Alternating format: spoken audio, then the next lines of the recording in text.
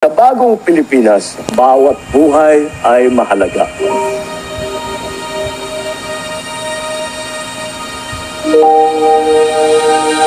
My fellow workers in government, friends and partners from the private sector, ladies and gentlemen, good morning.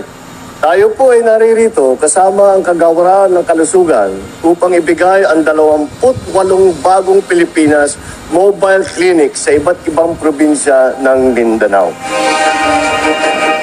Sa loob ng bawat unit, mayroong isang X-ray, ultrasound at laboratory equipment, mga pangunahing kagamitan na makakatulong para sa early diagnosis.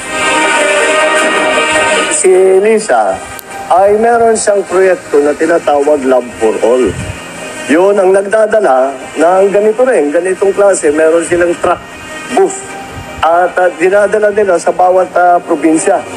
Napakapalad ko rin, na ito yung napangasawa ko, talagang pareho yung aming pag-iisip, pagtulog sa bansa.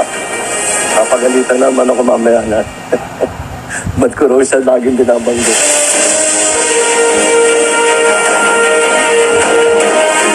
Dito po, kinakailangan ang suporta at serbisyo ng ating mga lokal na pamahalaan.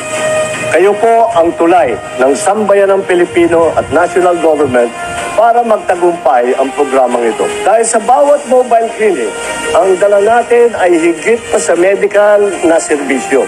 Naghahatid din tayo ng dignidad, ng tiwala at ng pag-asa.